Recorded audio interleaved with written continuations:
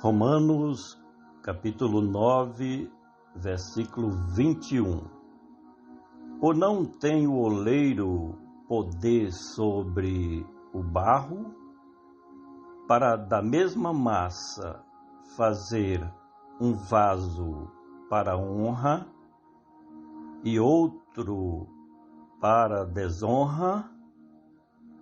Ou não tem? Este versículo tem uma mensagem muito forte e que deve ser aceita por todos os leitores ou ouvintes da Palavra de Deus,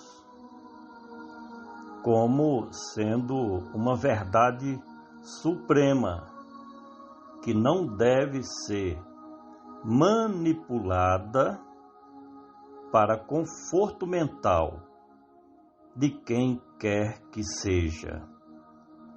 Ainda que os filhos dos homens tentem diminuir a vontade soberana de Deus, porém, no final das contas, o que prevalece é o governo universal do Criador de todas as coisas.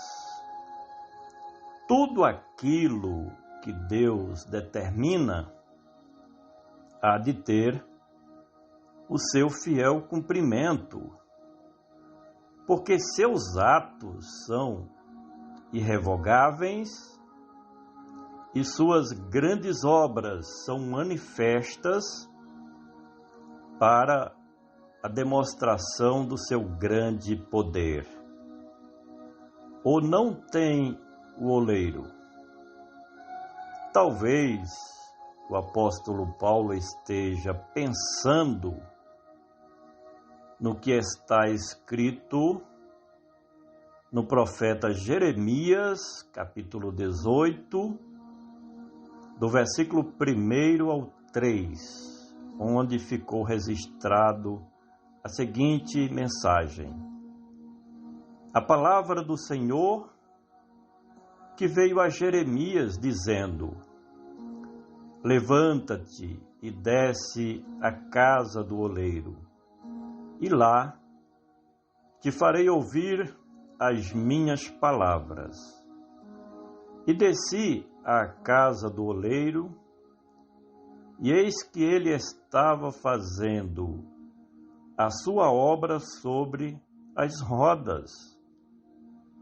Sendo, portanto, este texto uma metáfora, mas ele traz verdades profundas sobre a realidade de Deus como sendo um oleiro fazendo a sua obra. Todo aquele que nasce sobre a terra deve se submeter aos desígnios do Deus Todo-Poderoso, que é o Criador de todas as coisas. Ou não tem o oleiro poder? Um dos títulos recorrentes de Deus no livro de Jó é justamente chamá-lo de o Todo-Poderoso. Paulo estava declarando para seus leitores que o Deus Criador de todas as coisas, ele tem poder para fazer tudo o que quer, porque seu poder não tem limites. O ser humano, por mais influente que possa ser, mas sempre vai haver limites em suas realizações. Porém, a Bíblia nos ensina que para o nosso Deus tudo é possível. A inteligência humana não possui luz o suficiente para ver a intervenção de Deus em todo o mundo, tanto nas coisas importantes, mas também nas coisas até mais triviais que se possa imaginar. Ou não tem o oleiro poder sobre o barro? Este barro a que se reporta o apóstolo dos gentios é o homem, que conforme a palavra de Deus foi formado do pó da terra, e podemos ler isso no livro de Gênesis, capítulo 2, versículo 7.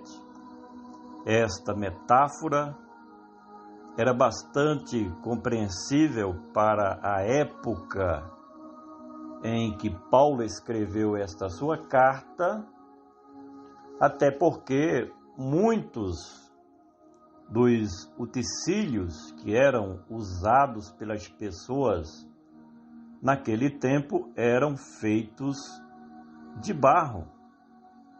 O barro fala da fragilidade do ser humano, que depende de Deus em tudo.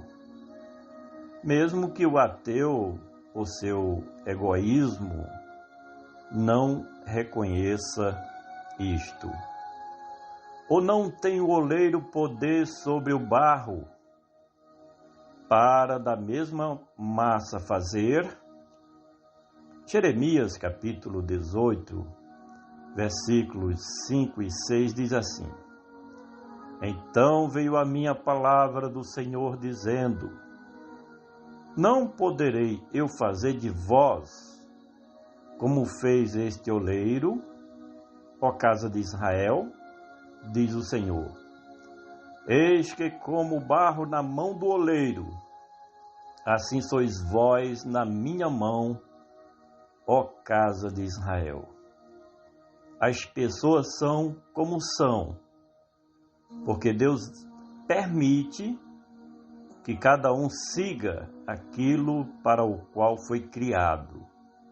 E só Deus pode mudar a vida e o destino de um ser humano, conforme nos ensina este texto sagrado. Ou não tem o oleiro poder sobre o barro, para da mesma massa fazer um vaso para honra?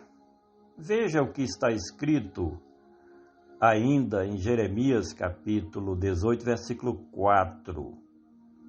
Como o vaso que ele fazia de barro, quebrou-se na mão do oleiro, tornou a fazer dele outro vaso, conforme o que pareceu bem aos olhos do oleiro fazer.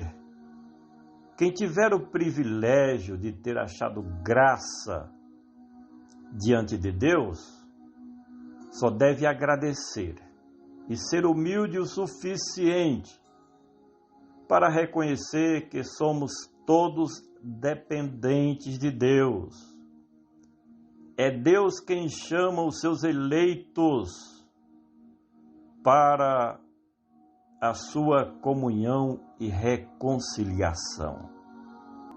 Finalmente, ou não tem o oleiro poder sobre o barro, para da mesma massa fazer um vaso para honra e outro para desonra? Nem todos aceitam esta realidade, porque envolve verdades profundas que, em muitos casos, contrariam a lógica humana. Temos o caso de Judas Iscariotes, em que Jesus deu a entender que ele veio ao mundo como alguém que tinha de cumprir o seu destino, porque era um vaso para desonra. Nem todos nascem para a salvação e a vida eterna. E quanto a isto, não temos que ficar debatendo uns contra os outros, mas devemos aceitar as determinações de Deus. Portanto, podemos concluir esta mensagem com a certeza de que Os remidos de Cristo, desde a fundação do mundo, já estavam marcados por Deus para o plano da salvação e da vida eterna.